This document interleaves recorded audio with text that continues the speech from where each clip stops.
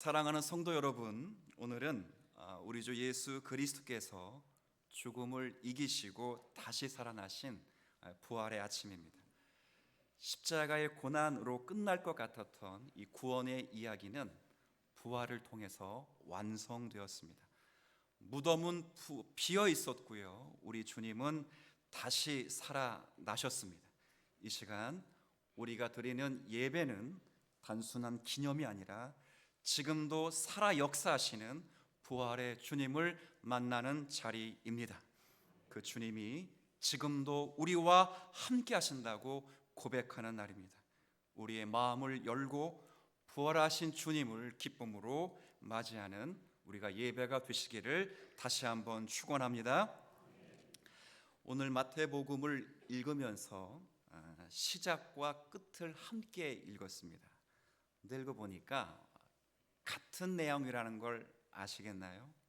1장 마지막 부분에 예수의 이름이 소개되는데 임마누엘 이렇게 소개됩니다. 하나님이 우리와 함께 계시다, 이런 뜻이죠. 네, 마태복음 끝날 때 마지막 말씀도 뭡니까? 볼지어다 내가 세상 끝날까지 너희와 항상 함께 있으리라. 처음과 끝이 서로 연결되고 있습니다. 시작도 함께 하심이고 마지막도 함께 하심입니다. 탄생도 임마누엘이고 부활 이후도 임마누엘입니다. 그래서 오늘 우리가 함께 붙들어야 될 말씀은 분명한 것 같아요. 예수님은 우리를 위하여 죽으셨고 다시 살아나셨으며 이제 영원히 우리와 함께 하시는 임마누엘의 주님이 되십니다. 이 본문을 중심으로 해서 제가 두 가지를 여러분에게 좀 말씀드리고 싶습니다. 마태복음 1장의 본문을 통해서는 첫 번째 하나 말씀드리고 싶은 것은 교회의 본질은 임마누엘의 주님이시라 하는 사실을 여러분에게 말씀드리고 싶어요. 마태복음 1장에 보면, 오늘 읽었던 1장에 보면 마리아와 정혼한 요셉에게 천사가 요셉에게 이렇게 말합니다. 아들을 낳으리니 이름을 예수라 하라. 그렇게 말하고 곧이어서 그가 자기 백성을 그의 죄에서 구원할 자이심이라 라고 말씀하십니다. 그리고 그 다음 절에 그의 이름을 이야기하는데 그의 이름은 임마누엘이라 하리라고 선언하십니다. 여기서 우리는 예수라는 이름과 그리고 임마누엘이라는 이름이 서로 연결되어 있다 하는 사실을 발견하게 돼요. 예수는 이름 뜻이 무엇이죠? 구원입니다. 구원. 임마누엘의 이름 뜻은 뭐죠? 네, 동행입니다. 동행. 이 두 가지가 지금 있습니다. 자, 그래서 성경은 이것을 하나로 묶습니다. 왜 그럴까요? 하나님이 우리와 함께 하시는 길은 반드시 죄의 문제가 해결되는 길을 통해서만 함께 하실 수 있기 때문입니다. 죄가 해결되지 않으면 우리는 하나님으로부터 함께 할 수 있는 은혜를 누리지 못합니다. 죄는 하나님과 인간 사이를 갈라놓았습니다. 죄는 우리를 하나님으로부터 멀리 떠나가게 했습니다. 죄는 하나님으로 생명으로 창조된 우리 모두가 생명의 자리에서 끌어내서 죽음의 자리로 밀어넣었습니다. 그래서 구원은 단지 죄로 인하여 멀어진 저와 여러분들이 함께 하나님을 찬양할 수 있다, 이런 의미가 아니라 하나님과 다시 화목되었고 끊어진 관계가 회복되었고 다시 하나님은 우리의 하나님이 되시고 하나님은 우리의 하나님이 뿐만 아니라 우리는 그분의 백성이 되는 것을 이야기하는 거예요. 그래서 사실은 예수라는 이름은 임마누엘을 이루기 위한 이름입니다. 반드시 예수님이 우리와 함께 하시려면 예수님은 우리의 뭘 해결하셔야 된다고요? 죄를. 그래서 예수의 이름의 뜻이 두 글자로 뭐요? 구원입니다. 구원을 이루셔야 우리는 하나님과 함께 할 수 있어요. 예수님은 자기 백성을 저의 죄에서 구원하시고 우리와 함께 하시는 길을 여셨습니다. 물론 함께 하신다는 것은 사실 이 진리는 구약 성경에 성막과 성전에 이미 예표되어 있죠. 하나님은 광야에서 자기 백성 가운데 성막을 두시면서 이것이 단순히 예배를 드리는 장소가 아니라 하나님이 자기 백성과 함께 하신다는 가시적인 표시임을 증거해 주셨습니다. 레위기 26장에 하나님이 이렇게 말씀하셔요. 내가 내 성막을 너희 중에 세우리니 내 마음이 너희를 싫어하지 아니할 것이며 나는 너희 중에 행하여 너희의 하나님이 되고 너희는 내 백성이 될 것이라 라고 말씀하신다고요. 이건 성막과 성전을 주신 핵심은 단순히 예배를 드려라 라는 차원이 아니라 하나님이 우리와 어떻게 하신다고요? 함께 하신다. 함께 하시려면 반드시 우리가 해결해야 될 문제가 있는데 그 해결이 뭐라고요? 죄의 문제예요. 그래서 죄의 문제를 해결하라고 예배를 가르쳐 주는 것입니다. 그 예배의 핵심은 피 흘림이 없으면 사심이 없느니라 라고 말씀하시면서 그 중심에도 그리스도가 예표되고 있습니다. 신약으로 오면요, 요한복음에 명쾌하게 우리의 말씀해 주셨습니다. 말씀이 육신이 되어 우리 가운데 거하심에 우리가 그의 영광을 보니 아버지의 독생자의 영광이요 은혜와 진리가 충만하리라. 말씀이 우리 가운데 뭐 하셨다고요? 거하셨습니다. 이 거하시다는 말은요, 텐트를 치다 이런 말입니다. 제가 일전에 여러분에게 한번 소개해 드린 것처럼 장막을 치다 이런 의미예요. 하나님이신 성자께서 친히 오셔서 사람 가운데 장막을 쳐 주신 것입니다. 예수님 자신이 참 성전이 되시고 참 성막이 되시고 그리고 부활 이후에 예수 그리스도를 믿어 사죄 칭의 새 생명의 은혜를 누리면 이제 모든 성도는 그리스도의 몸이 되어서 저와 여러분도 그리스도 안에서 참 성전이 된 줄로 믿습니다. 그래서 바울은 우리에게 이렇게 말하죠. 너희가 하나님의 성전인 것과 너희 안에 성령이 계시는 줄 알지 못하느냐. 자, 보십시오. 예수님의 이름은 구원이시지만 그 별명은 또 네 글자라 뭐라고요? 임마누엘입니다. 예수는 임마누엘을 이루시기 위한 이름이었습니다. 목적은 우리를 구원하시는 것만이 아니라 우리와 뭐 하시기 위함이라고요? 함께 하심이 위함입니다. 구약에도 성막과 성전을 통해서 이야기하시고 신약에는 아예 말씀이 육신이 되어서 우리 가운데 거하셔서 주님이 성전이 되어주셨고 이제 주 예수 그리스도를 믿어 죄 용서함 받고 구원 얻은 우리는 주님과 함께 성전이 된 줄 믿습니다.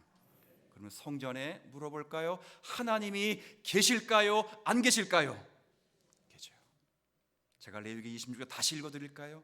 내가 내 성막을 너희 중에 세우리니 내 마음이 너희를 싫어하지 아니할 것이며 너희 중에 행하여 너희의 하나님이 되고 너희는 내 백성이 될 것이니라. 다시 물어볼까요? 저와 여러분이 그리스도의 성전이 되었는데 주님이 저와 여러분 가운데 함께 계심을 믿으십니까? 함께 계셔요. 그래서 교회의 본질은요, 건물도 아닙니다. 교회의 본질은 규모도 아닙니다.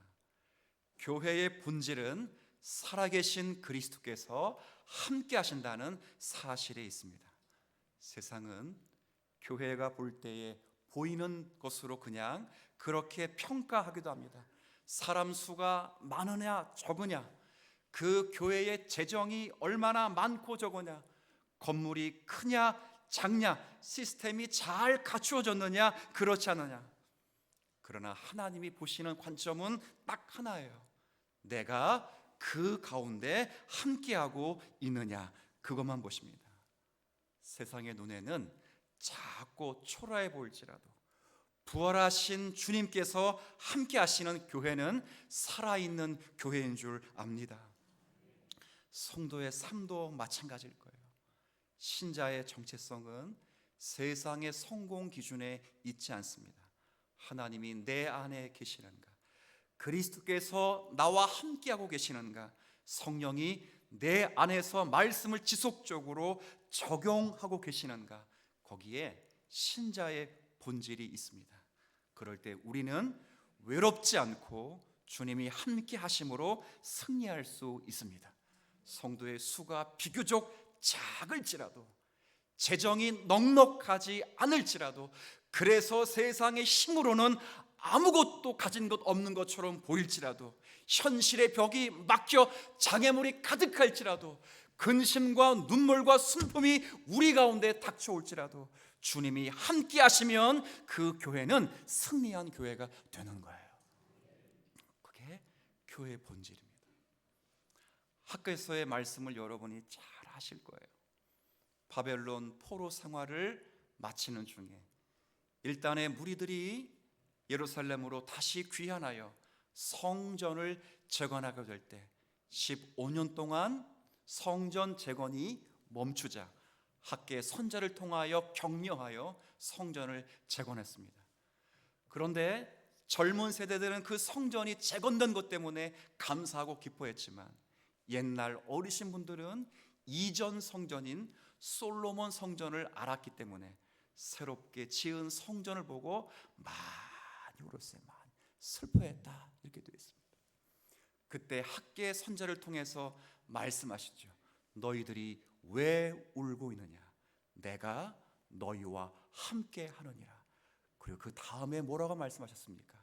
이 성전의 나중 영광이 이전 영광보다 더 크리라.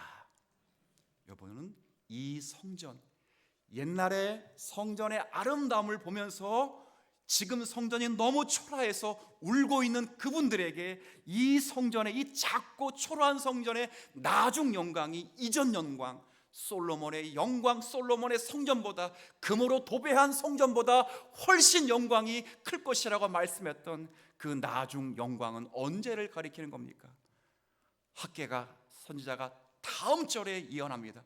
모든 나라의 보배가 오실 때에 하늘과 땅과 바다와 육지를 진동시킬 그분이 오실 때 이 성전의 영광이 이전 성전보다 크리라고 말씀하시고요. 그러면 그분이 과연 누구시겠습니까? 예수 그리스도이십니다. 예수 그리스도가 함께 하시면 우리의 눈으로 보는 것과는 달리 그 성전은 영광스러운 줄 믿습니다. 제가 보면서 하나님은 과거에만 계시는 분이 아니셔요. 과거의 추억만 아름답다고 말씀하지 않으시고요. 하나님은 오늘도 함께 하시면서 내일 더 큰 영광으로 나아갈 수 있도록 우리를 축복하십니다. 교회를 보면서 저희 아버지도 가끔 이야기하세요. 저희 아버지가 저보다 연세가 더 젊었을 때 교회를 섬기면서, 그때는 주일학교 선생님도 하고 막 그랬을 거 아니에요. 그러면 성경학교가 하면 그때 아버지의 표현, 우리 원로 장로님들의 표현 보면 북만 치면 동네 아이들이 다 왔어요. 정말 제 어릴 때도 성경학교를 보면 예배당을 꽉꽉 채웠어요. 그런데 요즘 이렇게 한다고 와요, 안 와요? 그래서 우리 아버지도 그래요. 아유, 너무 초라하다. 근데 걱정하지 마세요. 이전 영광보다 더 걱정하지 마세요. 하나님이 함께 하시면 역사가 일어나는 줄 압니다. 함께 하시면 돼요. 과거만 계시는 분이 아니라 미래를 열어주시는 분이에요. 하나님이 함께 하시면 우리의 자녀 세대도 반드시 은혜를 경험하게 됩니다. 교회의 미래는 숫자의 논리로 결정되지 않고 임마누엘의 약속으로 결정되기 때문이에요. 사랑하는 성도 여러분, 부활주일에 우리가 붙들어야 될 첫 번째 진리가 이것 아니겠습니까? 부활하신 예수님은 교회의 본질 되시고, 부활하신 예수님은 교회의 생명 되시고, 교회의 임마누엘의 주님이 되시는 줄 압니다. 우리보다 강해요. 사람이 보기에 작은 모임일 수 있고, 세상의 기준으로 볼 때는 초라해 보일 수 있고, 어떨 때는 눈물과 고난이 많을 수 있어도 주님이 그곳에 계시면 그곳이 성전이 되고요, 그곳이 거룩한 땅이 되고 바로 그곳이 하늘의 문을 여는 은혜가 있을 줄 압니다. 이 부활하신 주님 임마누엘을 우리의 교회의 본질로 삼는 은혜가 있기를 다시 한번 축복합니다. 둘째, 마태복음 28장에서는 부활하신 임마누엘은 우리를 사명의 자리로 부르신다, 이 사실을 기억해 주셨으면 좋겠습니다. 마태복음 28장에서 부활하신 예수님은 제자들에게 나타나셔서 이렇게 먼저 말씀하셨어요. 하늘과 땅의 모든 권세를 너에게 주셨으니 내게 주셨으니, 이렇게 말씀하십니다. 여러분, 이 말씀은 십자가를 통과하고 부활하신 주님의 승리의 선언입니다. 예수님은 죽음을 이기셨습니다. 그리고 죄의 권세를 무너뜨리셨고요, 사탄의 머리를 밟으셨고, 그리고 이제 하늘과 땅과 모든 죄의 권세를 이기신 능력을 가지신 왕으로 서 계십니다. 그리고 바로 그 권세 있는 주님이 이렇게 말씀하셔요. 그러므로 너희는 가서 모든 민족을 제자로 삼으라고 명령하십니다. 우리는 매우 중요한 사실 하나를 깨닫습니다. 부활하신 주님께서 제자들에게 단지 위로만 주신 것이 아니라 사명을 주셨다는 사실입니다. 부활하신 주님은 제자들을 모아서 이제 안심하고 평안히 살아라. 첫 번째, 교회의 본질이 뭐라고요? 내가 너희와 함께 할 것이니까 이제 편안하게 잘 살아라, 이렇게만 말씀하시지 않았다는 거예요. 오히려 가라고 말씀하십니다. 제자를 삼으라고 말씀하십니다. 그리고 가르쳐 지키게 하라고 말씀하셔요. 무슨 뜻입니까? 부활 신앙은 결코 정지된 신앙이 아니라는 거예요. 살아계신 주님을 만난 사람은 반드시 세상 속으로 보냄을 받습니다. 왜 그럴까요? 부활은 새로운 시대를 열기 때문에 그렇습니다. 예수님의 부활은 죽은 사람 하나가 다시 살아난 사건으로 끝나지 않고요, 그것은 하나님이 재창조를 시작하시는 선언이기 때문에 죄와 죽음의 지배에서 막혀있던 옛 질서 속에 있던 많은 자들이 새로운 생명으로 들어오고, 이제 새 생명의 역사가 복음을 통하여, 그리고 사죄, 칭의, 새 생명의 은혜를 받는 저와 여러분을 통해서 온 세상에 퍼져가도록 하나님은 지금도 그리스도 안에서 함께 하심을 믿습니다. 교회는 그래서 부활하신 주님이 나와 함께 하신다, 이런 것으로만 만족하면 안 되고요, 자꾸 나아가야 돼요. 뭐 해가야 된다고요? 나아가셔야 돼요. 그래서 여러분들이 스스로 양육을 받고 신앙의 성장을 이루셔야 되고요, 그리고 선교와 전도를 향해서 나아가셔야 됩니다. 하나님의 나라가 세워지도록, 복음을 전하는 자리에 생명이 태동될 수 있도록, 제자들이 세워지는 그곳에 하나님의 나라가 확장될 수 있도록 우리가 나아가야 돼요. 예수님이 마지막에 말씀하시면서 내가 세상 끝날까지 너희와 항상 함께 있으리라 약속하셔요. 약속은 단순한 격려 아닙니다. 이 말씀은 하나님의 복음을 전할 때 수양할 수 있는 능력의 약속입니다. 우리는 스스로 복음을 이룰 수가 없습니다. 우리는 단 한 사람의 영혼도 바꿀 수가 없어요. 영적으로 죽어있던 심령을 다시 되살릴 수가 없습니다. 믿음을 만들어낼 수도 없습니다. 그런데 부활하신 주님이 우리와 함께 계시면요, 우리를 통해서 죽은 영혼이 살아나고요, 병든 심령이 주님을 바라보게 되는 겁니다. 그래서 두려워할 필요가 없어요. 사도행전 18장을 보면 바울도 복음을 전하는 일 때문에 두려워했습니다. 성경은 이렇게 말해요. 두려워하지 말며 침묵하지 말고 말하라. 내가 너와 함께 있으리라 라고 사도 바울에게 약속해 주셨어요. 그가 전도 여행 가운데 고린도 지역에서 복음을 전할 때 고린도라고 하는 이 지역의 특수한 상황 때문에 항구 도시이자 우상이 만연한 도시이기에 돈과 쾌락과 그리고 우상 숭배로 점철된 지역에서 복음을 전하는 일이 쉽지 않았습니다. 더욱이 낮에는 천막을 만드는 일, 짬짬이 복음을 증거하는 일이 피곤하고 힘들었습니다. 더욱이는 유대인들의 조직적인 박해 때문에 복음을 증거하다가 도망가야 되겠다라는 마음을 먹었을 때 주님이 하신 말씀이 두려워하지 말고 침묵하지 말고 말하라, 내가 너와 함께 하겠다고 약속해 주신 거예요. 하나님은요, 두려움이 없는 사람만 쓰시는 분이 아니십니다. 복음을 전하는 일에 말재주가 있는 사람만 쓰는 분이 아닙니다. 세련된 기술을 가지고 있는 사람만 하나님이 함께 하셔서 복음을 전하게 하지 않습니다.